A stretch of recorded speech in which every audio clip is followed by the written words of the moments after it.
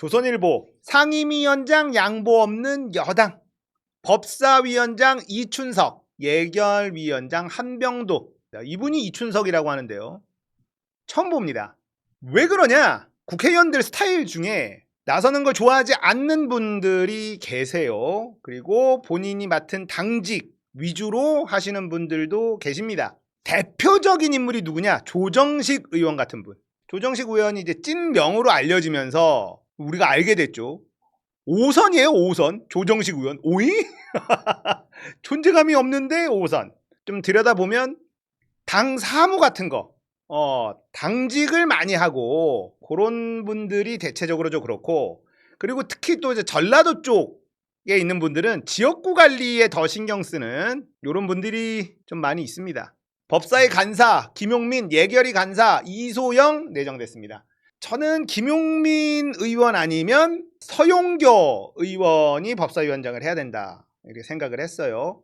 왜냐하면 정청래 다음이기 때문에 분명히 비교가 될 거고, 내란 종식이 안 된 상황에서 법사위가 정말 강하게 나가줘야 되는 부분, 이런 게 있어서 좀 강단 있는 사람, 그리고 국민의힘하고 싸울 수 있는 사람, 국민의힘이 뭐라고 하더라도 개가 짖네 하고 그냥 나갈 수 있는 사람, 이런 사람이 좀 필요하다. 그래서 서용교 아니면 김용민 생각했는데, 김병기 원내대표가 결국은 관행을 깨지는 못했다. 그러니까 김병기 원내대표는요, 국정원에서도 인사를 했습니다. 그러니까 인사에는 꽤나 자신 있다 이런 표현을 많이 했었는데, 이춘석 의원을 차기 법사위원장으로 내정한 이유가 분명히 있을 겁니다. 그래서 김병기 의원을 믿어보는 수밖에는 없고, 김용민 의원이 또 재선이기 때문에 그 관행을 뚫고 가기에 쉽지 않았다. 물론 최민희 의원이 재선이긴 하지만 과방위원장을 했잖아요. 근데 최민희 의원은 나이가 좀 있고 김용민 의원은 그래도 젊은 축에 속하니까 아마 재선 법사위원장 부담이 되지 않았을까, 이런 생각이 좀 들기는 합니다. 그래서 실망하신 분들도 좀 계실 텐데, 간단하게 좀 정리를 하면요, 상임위에서 위원장하고 간사가 투톱입니다. 당으로 따지면 당대표와 원내대표 요 정도, 조금은 다르지만 그렇게 이해하면 이야기가 쉽지 않을까 생각이 듭니다. 겉으로 보이는 모습은 법사위원장이 더 많이 노출이 되죠. 근데 물밑에서 모든 것을 결정하는 사람이 간사라고 보면 됩니다. 정청래 법사위원장 시절에 청문회 형식을 빌려가지고 거의 국감 수준, 국정감사 수준으로 회의를 막 진행했잖아요. 증인 채택하고 불러라 뭐 이러면서, 이때 증인 채택 조율하고 결정하는 사람이 바로 간사입니다. 어떻게 보면 위원장보다 더 실무를 더 많이 하고 더 중요한 직책, 이게 바로 간사라고 볼 수 있다, 이런 말이 나오는 이유가 있다라는 거예요. 그래서 상임위 간사가 개혁적이다 이러면 그 상임위는 그렇게 흘러간다라고 보면 됩니다.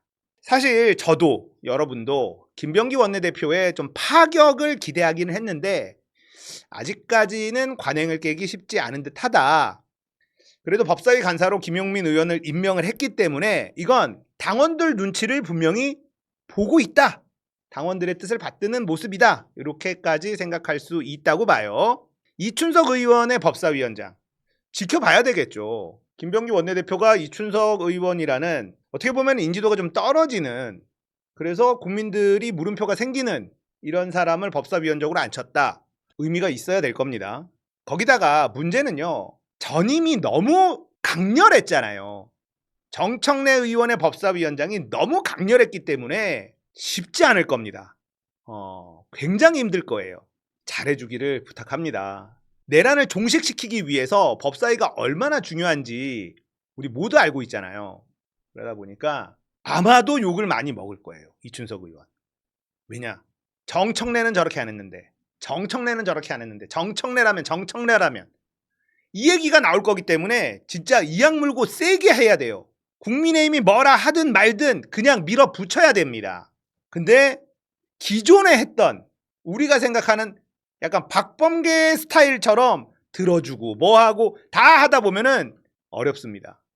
그동안에 조용히 있어서 4선까지 하셨는지 모르겠는데 법사위 제대로 못하면요 다음 공천 어려울 수 있어요. 정말 열심히 강하게 잘해주기를 바랍니다. 자, 이런 상황에서 국회 오후 2시 본회의 상임위원장 단독 처리한다. 이제 지금 3시니까 본회의 열었겠죠.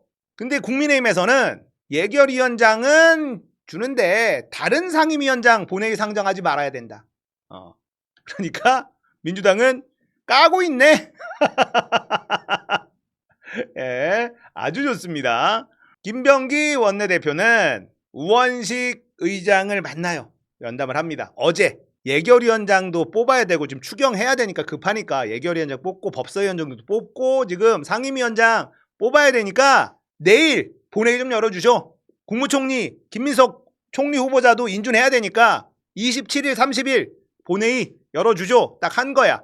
국회가 빠르게 응답해야 한다. 국민의 삶이 위협받고 있는 시점에 더 이상 지체해서는 안 된다. 민주당은 무너진 경제를 회복하고 민생 경제를 살리는 추경의 신속한 처리에 행동으로 나서겠다. 김병기 원내대표가 되고 나서 기대를 많이 했는데 너무 조용히 했단 말이에요. 그래서 뭐 할까? 안에 내부의 속사정은 뭘까? 궁금했는데 자, 이제 속도를 내기 시작합니다. 자, 국민의힘은요 정권 교체로 여야가 바뀐 만큼 국회 예결위원장, 법사위원장을 넘겨달라. 까고 있네.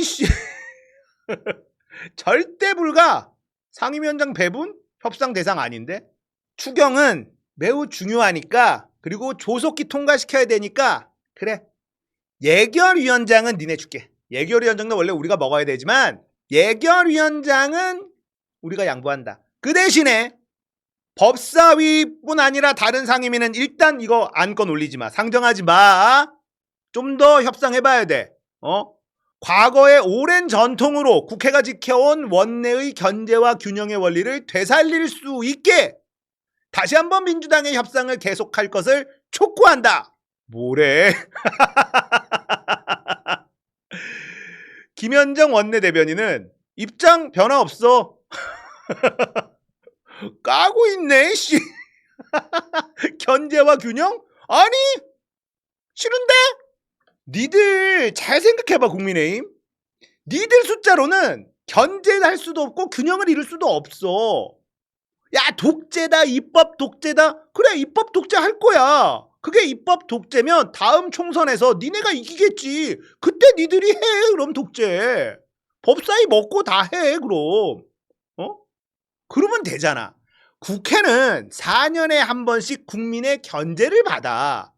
그 4년 동안은 가는 거야. 뭐 이렇게 징징거려. 다 큰 어른들이 말이야. 총선 준비해. 입법 독재다 하면서 계속 싸워. 뭐 우리 말이 많어. 숫자로 하는 거야. 그게 국회야. 오케이? 징징거리지 마라. 다 큰 어른이 보기 싫으니까. 자, 이렇게 법사위, 예결위 뭐 이런데 쭉쭉 갑니다. 상임위원장 공석인 것을 다 이제 임명을 하고 추경 바로 통과시키고 그리고 30일에는 김민석 총리 후보자 인준 그냥 바로 통과시키고 국민의힘이 김민석 후보 절대 안 돼!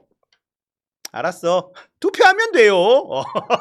못하는 게 없습니다. 탄핵 빼고 거부권 빼고 개헌 빼고 다 할 수 있어요. 근데 대통령이 이재명이면 탄핵 우리가 할 일 없잖아. 개헌 안 하면 어때? 씨부래. 거부권? 이재명 대통령이 거부권 안 쓸 건데? 그러니까 지금은 민주당이 뭐든지 발의하고 통과시키고 발의하고 통과시키고 다 할 수 있어요. 자, 이게 입법 독재야. 아우 떠들어. 시위하고 막 해. 다 그러면은 다음 총선에서 니네가 이기겠지. 안 그래? 그러니까 어른스럽게 밖에 나가서 싸워. 안에서 할 수 있는 거 니들 아무것도 없어. 아무것도 없으니까 그만 징징대. 보기 싫으니까 꺼져. 민주당 너무 잘하죠. 자, 김병기 원내대표 이춘석 법사위원장을 왜 임명했는지 지켜보도록 하겠습니다. 그리고 이춘석 의원 부담되겠지만 진짜 잘해야 됩니다. 강하게 나가야 됩니다. 4선 잘 하셨는데 5선 하시려면 여기서 임팩트 빵 주면요 됩니다. 근데 여기서 왜 이렇게 못해? 뭐 하는 거야? 이런 순간 5선은 날아가는 거예요. 아시겠죠? 잘해주길 응원합니다.